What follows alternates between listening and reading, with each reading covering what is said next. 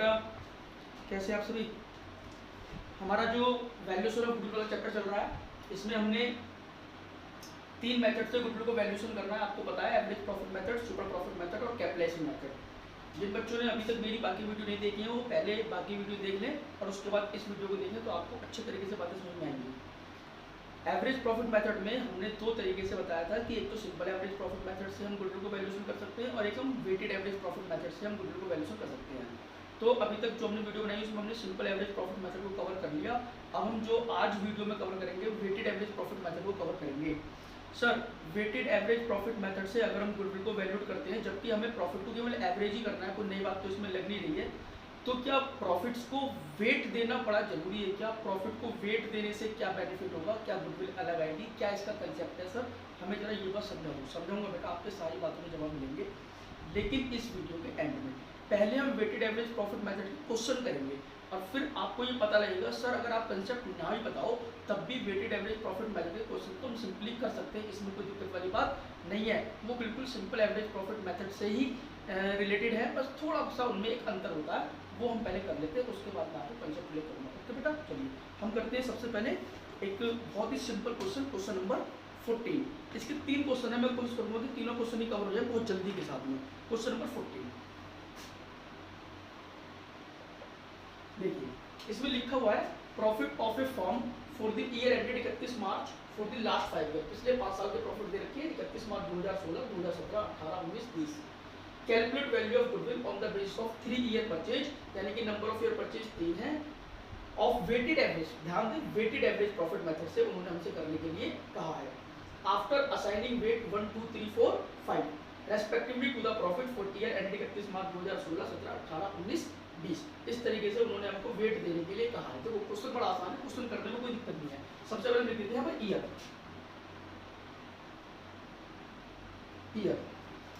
तो यहाँ पर हम लिखेंगे पहले 2015-16, 2016-17, 2017-18,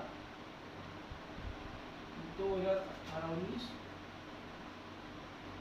और 2019-20। और जो प्रॉफिट्स होंगे हम उनको भी लिख देंगे। प्रॉफिट्स कितने कितने हैं हमारे पास में? 20,000 रुपये, 24,000 रुपये, 30,000 रुपये, 25,000 रुपये और 18,000 रुपये। मैं ये फैन बंद कर देता हूँ, आपको इससे सुनने में दिक्कत होती होगी। 18,000 और इसके बाद में कुछ नहीं करना है, बस हम सिंपल एवरेज प्रॉफिट मेथड में हम इनको एवरेज कर देते हैं, लेकिन वेटेड एवरेज में हम इनको वेट देते हैं।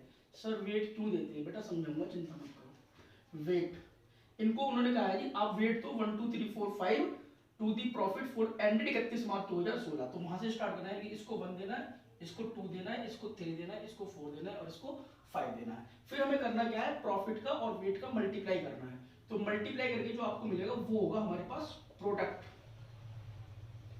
यानी कि 20,000, 24 दूनी 48,000, 30 दिया, हम इनके और इनकी मल्टीप्लाई कर रहे हैं आपस में, ठीक है ना। 25,000 मल्टीप्लाई 4, 1 लाख और 18,000 मल्टीप्लाई 5, ये हो गया 90,000। ठीक है बेटा, अब हम क्या करेंगे? अब हम निकालेंगे एवरेज प्रॉफिट, नहीं वेटेड एवरेज प्रॉफिट। तो weighted average profit, weighted average profit कैसे निकलेगा? देखो, ये जो हमारा 20,000 जो प्रोडक्ट आया है हमारे पास, मैं यहां पहले फॉर्मूला लिख देता हूं। टोटल ऑफ प्रोडक्ट बटे total of weight. Total of product बटे टोटल ऑफ वेट। तो टोटल ऑफ प्रोडक्ट हमारे पास कितना है जी? 20,000 plus 48,000 plus 90,000 plus 1 lakh plus 90,000। इसको हम डिवाइड कर देंगे टोटल ऑफ वेट से। टोटल ऑफ वेट क्या होगा? 5, 4, 9, 3, 12, 12, 2, 14, 14, 15। इसको हम यहां से डिवाइड कर देंगे, तो हमारे पास weighted average profit method, weighted average profit आ जाएगा 20,000, 48,000, 90,000, 1 लाख, 90,000 डिवाइडेड बाई 15। तो ये हो गया हमारे पास 23,200। कुछ नया नहीं है बेटा, बस जो हमारे प्रॉफिट्स हैं उनको हम वेट और देंगे, वेट देने के बाद में प्रोडक्ट निकालेंगे और टोटल ऑफ प्रोडक्ट से टोटल ऑफ वेट का डिवाइडेशन करके एक वेटेड एवरेज प्रॉफिट निकल के आ जाएगा। सीधा सीधा गुडविल निकाल देते हैं हम यहाँ पर। अब यहाँ पर गुडविल का फॉर्मूला सर क्या होगा, कुछ नहीं, वही वहां पर एवरेज प्रॉफिट मेथड होता है, यहाँ पर वेटेड एवरेज होगा, weighted average profit multiply with number of year purchase. 23,200 multiply with number of year purchase, जो हमको लेने वो है 3 बेटा, तो यहाँ पर 3 लेंगे हम, मल्टीप्लाई विद 3। तो ये हमारे पास 69,600 रुपए। This is your answer. Okay बेटा, अब हम बढ़ते हैं अपने नेक्स्ट क्वेश्चन की तरफ। हाँ तो बेटा मैं पढ़ता हूँ नेक्स्ट क्वेश्चन और हम करेंगे क्वेश्चन नंबर 15। देखिए पहले मैं पढ़ता हूँ question. Raman and Daman are partners, दो पार्टनर हैं जो अपने प्रॉफिट को शेयर करते हैं 60:40 के रेशो में। अगर मैं इस रेशो को छोटा करके बोलूं तो मैं कह सकता हूँ 3:2 के रेशो में। फॉर द लास्ट 4 ईयर, पिछले 4 सालों से they have been getting annual salary of ₹50,000 and 40,000 respectively. बेटा दो पार्टनर रमन और दमन, और ये हर साल एनुअल सैलरी रमन 50,000 लेता है और दमन 40,000 लेता है। पार्टनर सैलरी लेते हैं, इसमें कोई वो ऐसी बात नहीं है, आपने फंडामेंटल ऑफ पार्टनरशिप में इसको पढ़ रखा है। The annual accounts have shown the following net profit before charging partner salary. बेटा स्पष्ट लिखा हुआ है कि जो प्रॉफिट यहाँ पर लिखे हुए हैं ये बिफोर चार्जिंग, यानी कि अभी तक इनमें से आपने पार्टनर्स की सैलरी माइनस नहीं करी है। ओके अच्छा, जो प्रॉफिट है वो 2018 के 1,40,000, 2019 के 1,01,000 और 2020 के 1,30,000। 1 अप्रैल, फिर आगे लिखा 1 अप्रैल 2020 जीनू इज एडमिट। अब वो नए पार्टनर को लेके आ रहे हैं, सीधी सी बात है बेटा, जब नया पार्टनर आता है तभी तो गुडविल की वैल्यूएशन होती है। To the partnership for 1/4 share in profit without any salary. जो नया पार्टनर है हम उसको कोई सैलरी नहीं देने वाले। Okay, goodwill is to be valued at 4 year purchase. Goodwill जो वैल्यूड होगी वो 4 ईयर परचेज, यानी कि नंबर ऑफ ईयर परचेज कितने 4 ऑफ वेटेड एवरेज प्रॉफिट। कहते हैं इनको वेट करना आप। ओके, फॉर लास्ट 3 ईयर, पिछले 3 सालों के प्रॉफिट को आफ्टर पार्टनर सैलरी। देखो जब आप गुडविल की वैल्यूएशन करोगे ना तो आप उसमें से पार्टनर की सैलरी को माइनस करने के बाद वेटेड देना, यानी कि उनको एवरेज करना प्रॉफिट को पार्टनर सैलरी माइनस करने के बाद। और सुनो, आपको जो प्रॉफिट दे रखे हैं कौन दे रखे हैं, बिफोर पार्टनर सैलरी। तो इसका मतलब ये हो गया कि इन प्रॉफिट्स में से आपको पहले पार्टनर्स की सैलरी माइनस करनी है, उसके बाद आपको एवरेज प्रॉफिट या वेटेड एवरेज प्रॉफिट निकालने हैं। ओके बेटा, आगे लिखा उन्होंने profit to be weighted 1, 2, 3। The greatest weight, जो ज्यादा वेट है वो किसको देना है, being given to the last year, यानी कि जो लास्ट ईयर 2020 को 3 देना है, फिर उससे पिछले वाले को 1,02 देना है, फिर उससे पिछले वाले को 1 वेट देना है आपको। Calculate the value of goodwill. Easy question है, मैं भी कर देता हूं। क्वेश्चन नंबर 15 देखिए, पहले हम देखते हैं ईयर। इसमें ईयर 2017-18, 2018-19, 2019-20। प्रॉफिट ऑब्लिक लॉस 1,40,000, 1,01,000 और 1,30,000। ये जो प्रॉफिट है ये बिफोर चार्जिंग सैलरी है बेटा, पार्टनर्स की सैलरी इसमें माइनस नहीं हुई है। और क्वेश्चन ने कहा है आपसे कि जब आप गुडविल की वैल्यूएशन करो तो पार्टनर्स की सैलरी को माइनस कर लेना। आप बड़े केयरफुली तरीके से पढ़ लीजिए। माइनस पार्टनर्स सैलरी, बेटा 50,000 रुपये पहले पार्टनर की और उसके बाद दूसरे पार्टनर की 40,000 रुपये, यानी कि 50,000 रमन के और 40,000 दमन के, तो कुल सैलरी बनती है 90,000। तो हम हर साल 90,000 रुपये माइनस करेंगे, क्योंकि उन्होंने किसी भी साल में सैलरी माइनस नहीं करी। माइनस करने के बाद हमारे पास ये कितना आता है 50,000, ये कितना आता है हमारे पास 11,000, ये कितना आता है हमारे पास 40,000। तो ये हमारे पास, अब हम देंगे इनको वेट। बेटा सिंपल एवरेज में इन्हीं को एवरेज कर देते हैं, लेकिन वेटेड एवरेज में वेट देने की बात करते हैं। तो क्वेश्चन ने कहा है कि लास्ट वाले को 3 देना, इसको 2 देना, इसको 1 देना। तो वेट देने के बाद हमें क्या करना है, प्रोडक्ट।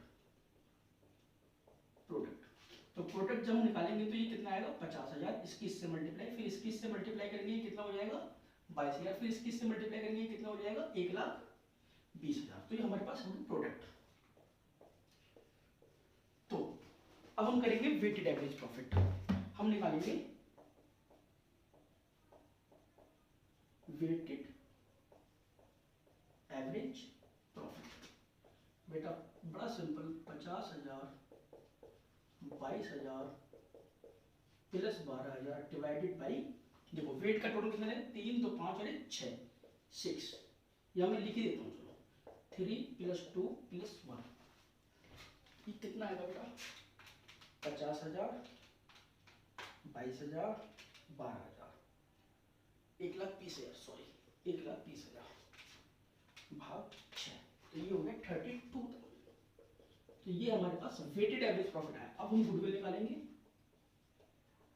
और इस मेथड में गुडविल कैसे निकलती है 32,000, यानी कि weighted average profit multiply with number of year purchase, और नंबर ऑफ ईयर परचेज हमें लेने हैं कहाँ गए number of year purchase, goodwill is valued 4 year purchase, 4 year purchase, तो मल्टीप्लाई विद 4, 1,28,000 रुपए। This is your answer, very simple. अब हम बढ़ते हैं अपने नेक्स्ट क्वेश्चन की तरफ, इसको नोट कर लीजिए। हम करते हैं क्वेश्चन नंबर 16। मैं पहले क्वेश्चन पढ़ लेता हूँ। Calculate goodwill of a firm on the base of 3 year purchase of the weighted average profit of last 4 year. The profits of last 4 year ended 31 March 2017 25,000, 2018 27,000, 19 में 40,900, 2020 में 53,810। The weights assign to each year 2017 को 1, 2018 को 2, 2019 को 3, 2020 को 4। You are supplied the following information. पहला point कुछ adjustment है, चलो पहले मैं करता हूँ क्वेश्चन, उसको समझाता हूँ आपको।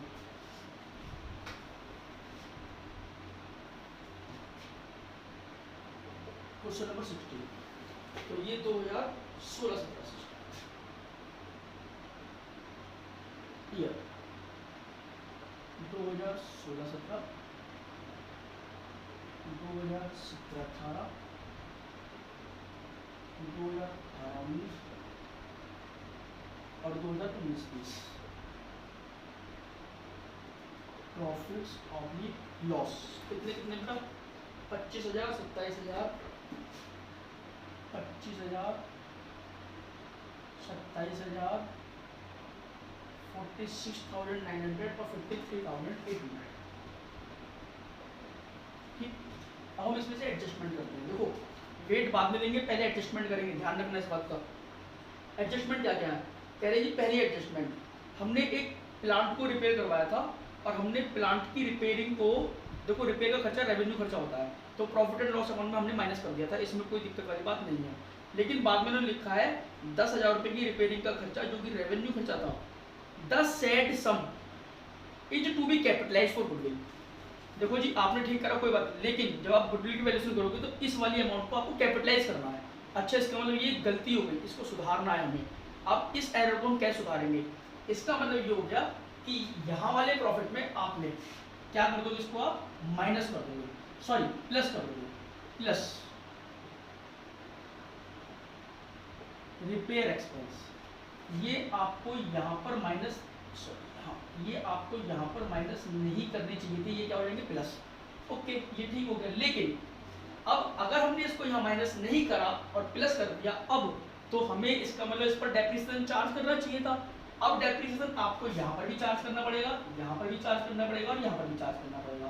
और जो डेप्रिसिएशन का रेट दे रखा है वो है 10% पर एनम, और वो भी WDV मेथड से। आप एक बार पढ़ लीजिए, माइनस डेप ईच ईयर कितना कितना डेप्रिसिएशन होगा, बट यहाँ पर नहीं लगेगा, देखो यहाँ पर लगेगा 10,000 रुपये पर 10% के हिसाब से बनता है 1,000 रुपये, और डेप्रिसिएशन क्या होगा यहाँ पर माइनस। अब जरा सोचो 10,000 में से 1,000 रुपये डेप्रिसिएशन लग गया, तो रिटर्न वैल्यू कितनी बची 9,000। अब जो डेप्थ लगेगा वो कितने पर लगेगा 9,000 पर, 9,000 मल्टीप्लाई 10% कितना हो गया 900। अब 900 और माइनस हो जाएंगे 9,000 में से, तो यहाँ पर कितनी वैल्यू बचेगी 8,100। आपको पता है ना रिटर्न डाउन वैल्यू पर लगता है डेप्रिसिएशन, हाँ बिल्कुल बिल्कुल सर हमें पता है 810, तो ये भी क्या हो जाएंगे यहाँ पर माइनस हो जाएंगे। ये हमारी एडजस्टमेंट है कंप्लीट हो गई। नेक्स्ट एडजस्टमेंट है second, closing stock for the year ended 31 March 2018 and 2019 were over valued by 1000 and 2000 respectively. बेटा 31 मार्च 2018 तो ये वाला है और 31 मार्च 2019 ये वाला है। कह रहे कि इन दोनों साल में क्लोजिंग स्टॉक को आपने ज्यादा वैल्यू पर दिखा दिया। सर ज्यादा वैल्यू पर दिखा दिया तो क्या फर्क पड़ गया उससे, आप जरा ये समझा दो पहले थोड़ा। इसके लिए आपको मेरे साथ चलना पड़ेगा 11वीं क्लास में। देखो जरा हम बना देते ट्रेडिंग अकाउंट, और ट्रेडिंग अकाउंट में आपको याद होगा हम यहाँ पर लिखते थे बाई क्लोजिंग स्टॉक।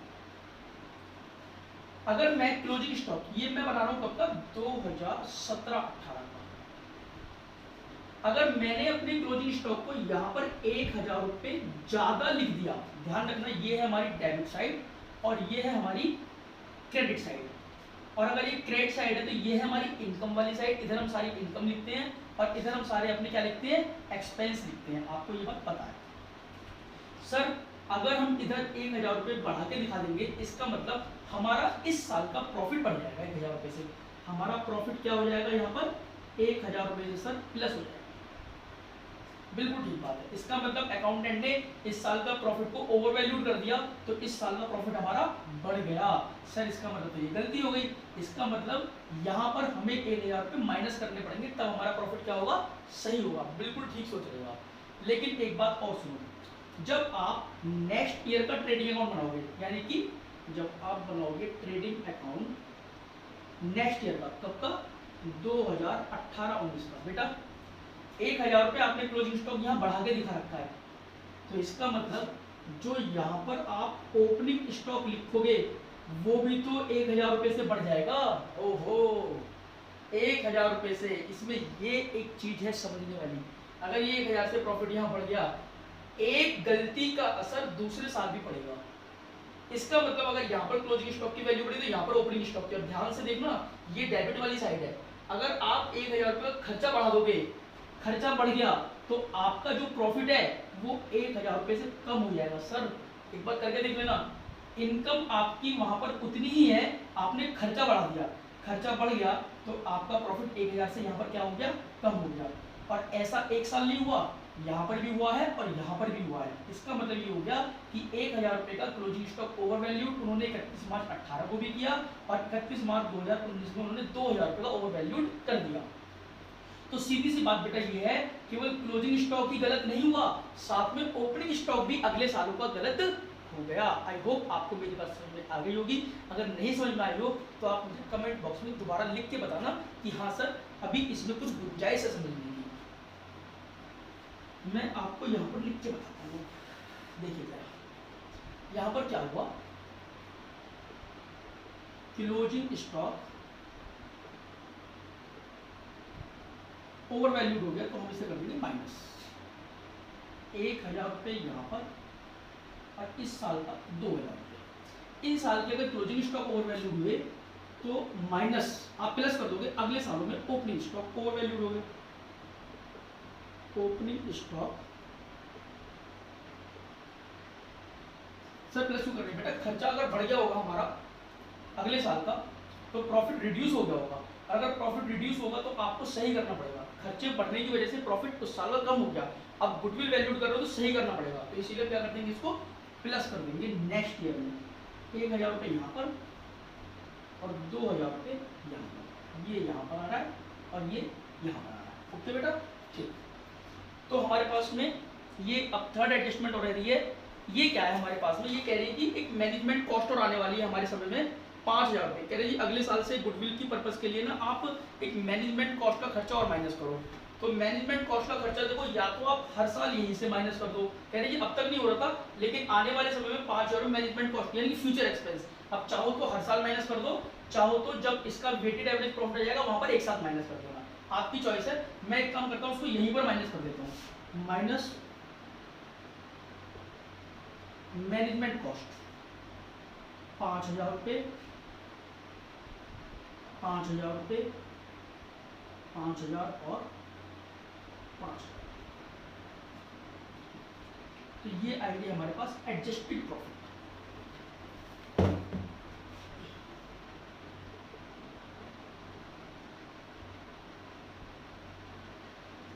कितने कितना आएंगे? 25,000 minus 5,000 20,000, 27,000 plus 10,000 minus 1,000 plus 1,000 minus 5,000, ये आएंगे 32,000। 46,900 माइनस 900 प्लस 2,000 प्लस 1,000, सॉरी बेटा ये माइनस हो गया यहाँ पर, ओ माय गॉड गलती हो गई, sorry 27,000 plus 10,000 minus 1,000 minus 1,000 minus 5,000, ये हो गया 30। इसके बाद में 46,900 माइनस 900 माइनस 2,000 प्लस 1,000 माइनस 5,000, तो ये हो गया हमारे पास 40,000।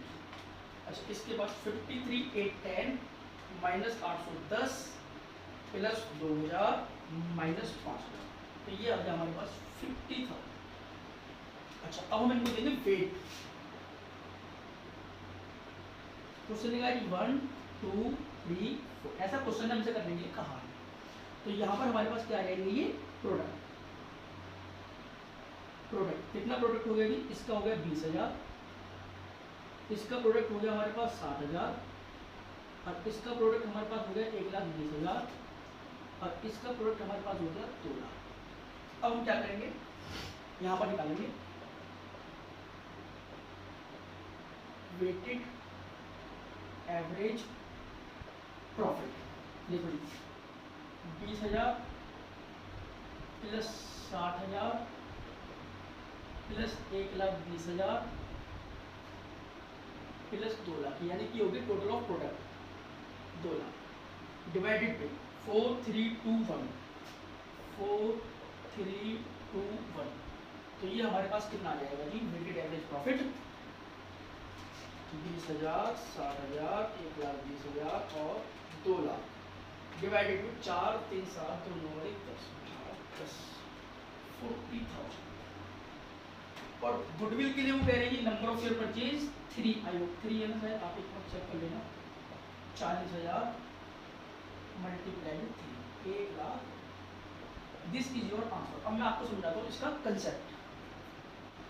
कंसेप्ट मैं आपको समझाता हूँ बेटा इसका है क्या। देखो सर क्यों जरूरत पड़ रही है इनको वेट देने की।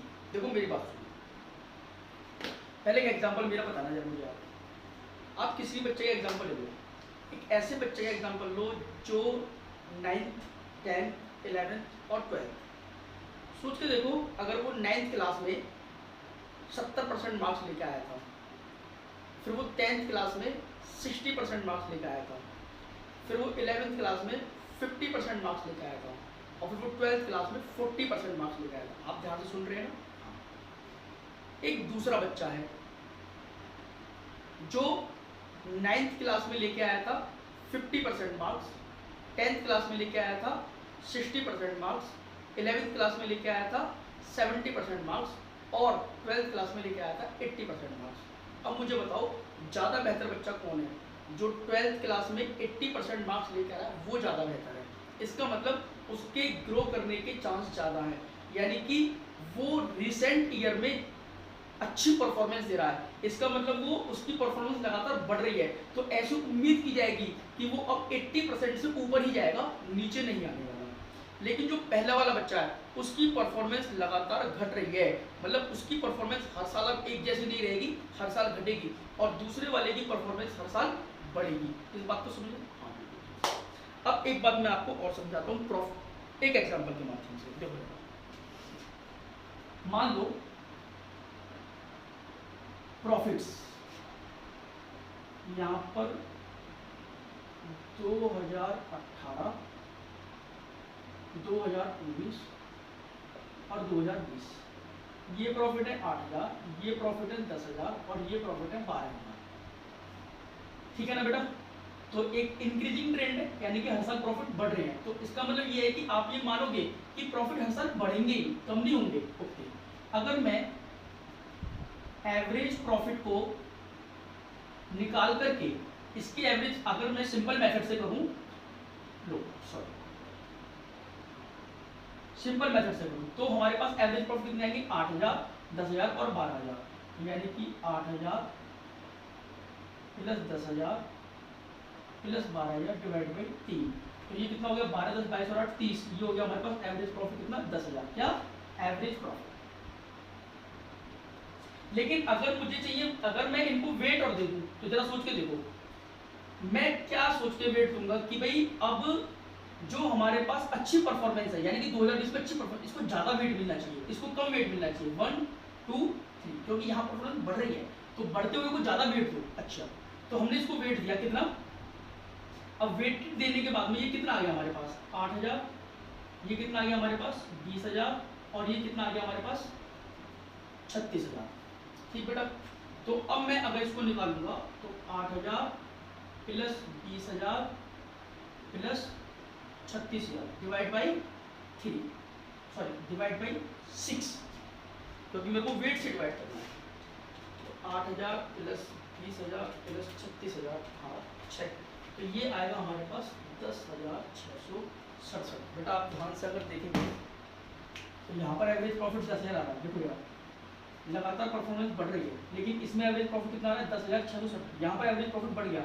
अब ध्यान से देखना, अगर एवरेज प्रॉफिट बढ़ेगा तो गुडविल मान लो 2 साल के बराबर लेनी है, तो गुडविल कितनी आएगी, करीब करीब 22,000 के आसपास आएगी, और यहाँ पर कितनी आएगी 20,000, यानी गुडविल यहाँ बढ़ गया, क्योंकि एवरेज प्रॉफिट बढ़ गई तो गुडविल बढ़ जाएगी। ठीक, इसका उल्टा करके देखते हैं। देखो प्रॉफिट आपने लिए यहाँ पर कितने 12,000, 2020 में, सॉरी 2018, 2019 और 2020, यहाँ पर प्रॉफिट 10,000 और यहाँ पर प्रॉफिट कितने 8,000, 12, 10, 8। बेटा ट्रेंड घट रहा है, डिक्रीज हो रहा है, इसका मतलब क्या मान के चलोगे कि आने वाले समय में प्रॉफिट और कमी होंगे, बढ़ेंगे नहीं। तो यहाँ पर अगर हम सिंपल मेथड से करेंगे तो हमारे पास एवरेज प्रॉफिट कितना आएगा बेटा, वही आएगा 10,000 रुपये। आप चेक करो 12, 10, 22, 22 और 30, 8, 30,000 डिवाइड बाई 3, तो कितना आएगा 10,000। लेकिन हम इनको वेट दे देंगे अगर, और वेट किसको देंगे, क्योंकि जो हमारा नियरेस्ट ईयर है, यानी कि जो लास्ट देखो यहाँ लिखा हुआ है क्लियर, ये रहा यहाँ पर आपका, कहाँ गया वो, increasing decreasing trend past year profit from such situation it is considered to be better give higher weightage profit recent year। recent year को आपको ज्यादा वेट देना है, तो recent year क्या है हमारा 2020, तो इसको 1, इसको 2, इसको 3, हम मान के चलेंगे जो recent year में परफॉर्मेंस है ना वही परफॉर्मेंस आगे जाएगी। एक बच्चा जो लगातार घट रहा है तो घटेगा ही यार, वो बढ़ने की संभावना है, लेकिन मान के चलेंगे ना कि घटेगा। लेकिन अगर वो बढ़ रहा है तो मान के चलेंगे कि वो बढ़ रहा है, तो इसीलिए रिसेंट ईयर को ज्यादा वेट दिया जाता है। अब रिसेंट ईयर को अगर ज्यादा वेट दोगे तो यहाँ कितना हो जाएगा, ये 12,000, ये कितना हो जाएगा 20,000, और ये कितना हो जाएगा यहाँ पर 24,000।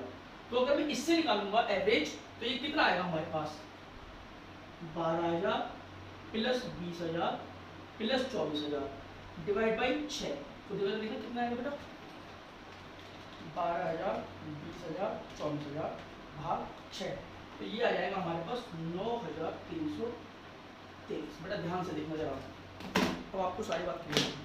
सिंपल एवरेज प्रॉफिट मेथड जो है ना वो कहता है भैया परफॉर्मेंस घट रही हो या परफॉर्मेंस बढ़ रही हो, एवरेज प्रॉफिट घटे तब भी 10,000 और बढ़े तब भी 10,000। लेकिन वेटेड एवरेज प्रॉफिट मेथड कहता है वही, अगर परफॉर्मेंस बढ़ रही है तो सीधी से बात है गुडविल ज्यादा आनी चाहिए, इसीलिए रिसेंट ईयर को हम ज्यादा वेट देंगे। लेकिन अगर परफॉर्मेंस घट रही है तो सीधी सी बात है गुडविल की वैल्यू कम आनी चाहिए, क्योंकि रेट क्योंकि प्रॉफिट घट रहे हैं लगातार। देखो ना, अगर बढ़ रहे हैं तो एवरेज प्रॉफिट ज्यादा, अगर परफॉर्मेंस घट रही है तो एवरेज प्रॉफिट कम। लेकिन सिंपल एवरेज प्रॉफिट में क्या कहता है, बोले घट रही हो या बढ़ रही हो एक जैसे प्रॉफिट, कोई दिक्कत नहीं है। तो वेटेड एवरेज प्रॉफिट मेथड ज्यादा एप्रोप्रिएट है, वो ज्यादा अच्छी गुडविल कैलकुलेट करके देता है, इसीलिए हम प्रॉफिट्स को वेट देने का काम करते हैं। अब ये वेट कब दिए जाते हैं, या तो परफॉर्मेंस घट रही हो या परफॉर्मेंस बढ़ रही हो। रिसेंट ईयर को हम ज्यादा वेट देते हैं और उससे पिछले वाले को हम कम वेट देते हैं। अब हमने जो क्वेश्चन करे हैं उसमें ऐसे प्रॉफिट नहीं दे रखे कि लगातार बढ़ रही हो या लगातार घट रही हो, उसमें फ्लक्चुएट कर रहे हैं, कभी कम कभी ज्यादा, कभी कम कभी ज्यादा। लेकिन क्वेश्चन ने ये कहा कि रिसेंट ईयर को ज्यादा वेट देना है, तो हमें क्वेश्चन के अकॉर्डिंग काम करना है। वैसे मैं आपको बता दूं, वेटेड एवरेज प्रॉफिट मेथड हमेशा इंक्रीजिंग ट्रेंड या डिक्रीजिंग ट्रेंड में भी लगाया जाता है, लेकिन क्योंकि क्वेश्चन सर्वोपरि है, क्वेश्चन कह रहा है फ्लक्चुएट में भी आप वेटेड एवरेज प्रॉफिट को लगाओ, तो हम वहां पर भी लगा करके अकॉर्डिंग काम कर रहे हैं, क्योंकि हमें क्वेश्चन के हिसाब से काम करना है, अपने हिसाब से काम नहीं करना। क्या लिखा है मैंने, weighted average profit method is used to evaluate the goodwill when there is an increasing और डिक्रीजिंग ट्रेंड। यहां पर क्लियर है, इंक्रीजिंग और decreasing trend in past year profit of the firm in such situation it is consider, आपको ये consider किया जाता है to be better to give a higher weightage to the profit to the recent year. Recent year को हम higher weightage देंगे, यानी कि 3 रिसेंट ईयर फिर 2 फिर 1 इस तरीके से। तो ये है आपका वेटेड एवरेज प्रॉफिट मेथड का कंसेप्ट। फिर भी बेटा अगर आपको कोई बात समझ में ना आई हो तो आप मुझे कमेंट बॉक्स में लिखना। अगर आपको वीडियो अच्छी लग रही है चैनल को सब्सक्राइब करो और इनको अपने फ्रेंड्स को शेयर भी करो।